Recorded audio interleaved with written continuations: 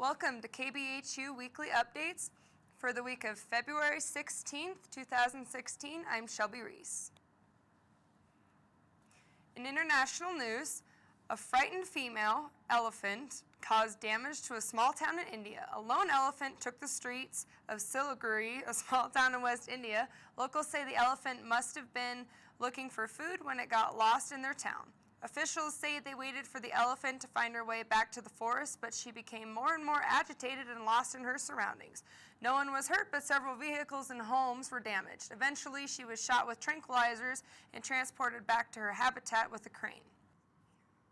A man set himself on fire outside Kensington Palace in London on Monday.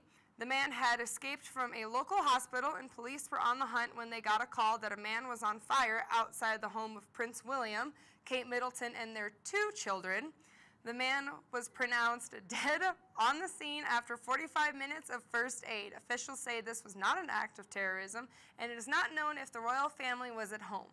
In national news, a sheriff in LA will plead guilty to charges against him involving impeding a federal investigation.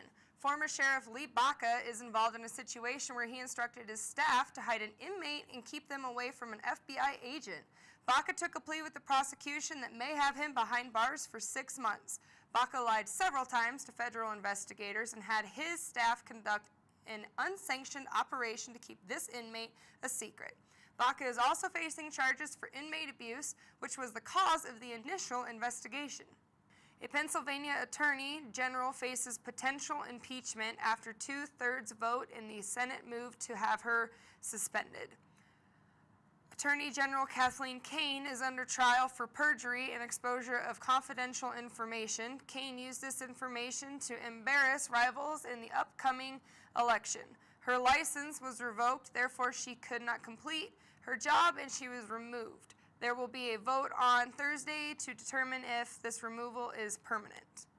In local news, the Deadwood Historic Preservation Commission is encouraging residents to apply for funding in order to preserve their historic homes. Last year, only 25% of the allocated funds were used.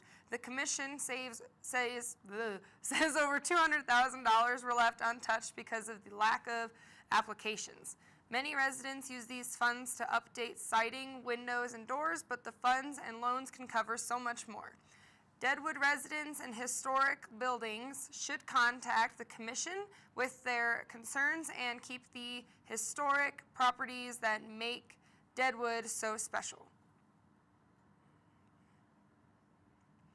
Spearfish Middle School students got on the Super Bowl action on Friday of last week. The Paper Ball Championship began as a tradition for the school in 1997.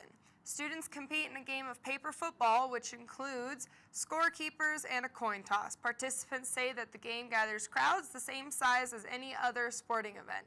The event is run by volunteers and gets kids excited about sportsmanship and the competitive spirit.